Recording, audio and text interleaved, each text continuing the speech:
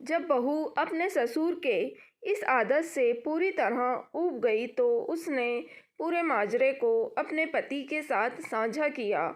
घर की नई नवेली इकलौती बहू एक प्राइवेट बैंक में बड़े ओहदे पर थी।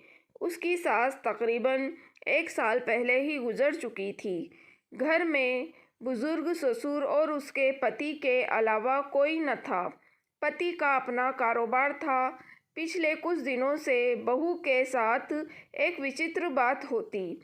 बहू जब जल्दी जल्दी घर का काम निपटा कर ऑफिस के लिए निकलती, ठीक उसी वक्त ससुर उसे आवाज़ देते और कहते, बहू मेरा चश्मा साफ कर मुझे देती जा। प्रतिदिन ऑफिस के लिए निकलते समय बहू के साथ यही होता। काम के दबाव और देर होने के कारण कभी कभी बहू मन ही मन झल्ला जाती, लेकिन फिर भी अपने ससुर को कुछ बोल नहीं पाती। जब बहू अपने ससुर के इस आदत से पूरी तरह ऊब गई तो उसने पूरे माजरे को अपने पति के साथ साझा किया। पति को भी अपने पिता के इस व्यवहार पर बड़ा ताज्जुब हुआ, लेकिन उसने अपने पिता से कुछ नहीं कहा। पति ने अपनी पत्नी को सलाह दी थी कि तुम सुबह उठते के साथ ही पिताजी का चश्मा साफ करके उनके कमरे में रख दिया करो, फिर ये झमेला समाप्त हो जाएगा। अगले दिन बहू ने ऐसा ही किया और अपने ससुर के चश्मे को सुबह ही अच्छी तरह साफ करके उनके कमरे में रख आई। लेकिन फिर भी उसी दिन वही घटना पुनः हुई और ऑफिस के लिए निकलने से ठीक पहले ससुर ने अपनी बहू को बुलाकर उसे चश्मा साफ करने के लिए कहा। बहू गुस्से में लाल हो गई, लेकिन उसके पास कोई चारा नहीं था। उसे ऑफिस के लिए देर हो रही थी। बहू के लाख उपायों के बावजूद ससुर ने उसे सुबह ऑफिस जाते समय आवाज़ देना नहीं छोड़ा।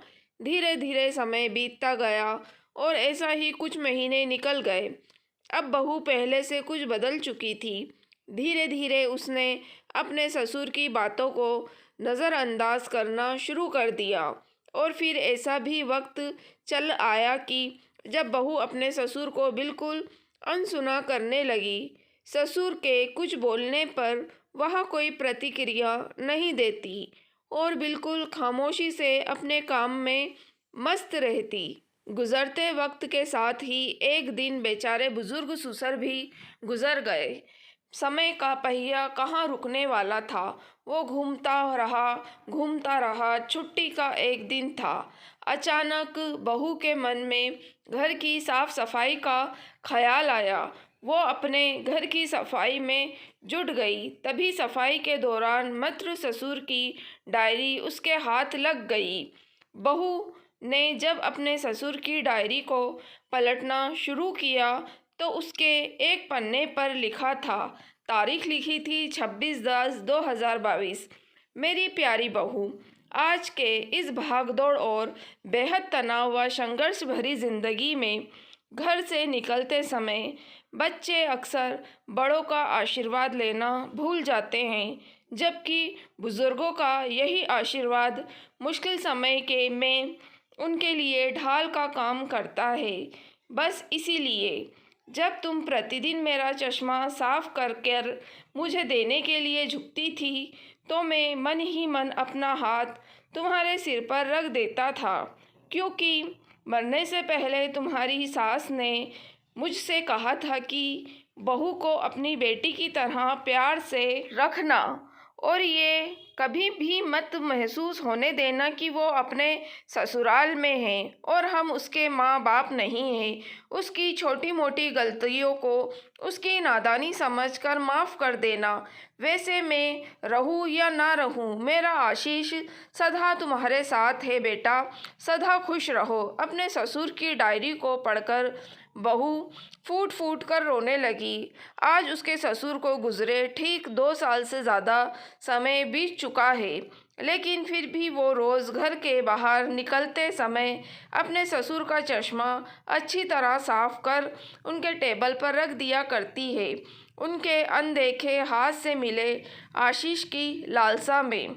अक्सर हम जीवन में रिश्तों का महत्व महसूस नहीं कर पाते, चाहे वो किसी से भी हो, कैसे भी हो, और जब तक महसूस करते हैं तब तक वह हमसे दूर जा चुके होते हैं।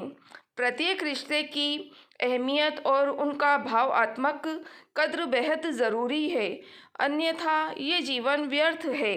दोस्तों, अगर आपको कहानी पसंद आई है तो प्लीज़ आप मेरे चैनल वॉइस ऑफ नीलोफर को सब्सक्राइब ज़रूर कीजिएगा और मेरी वीडियो को लाइक और शेयर भी ज़रूर कीजिएगा।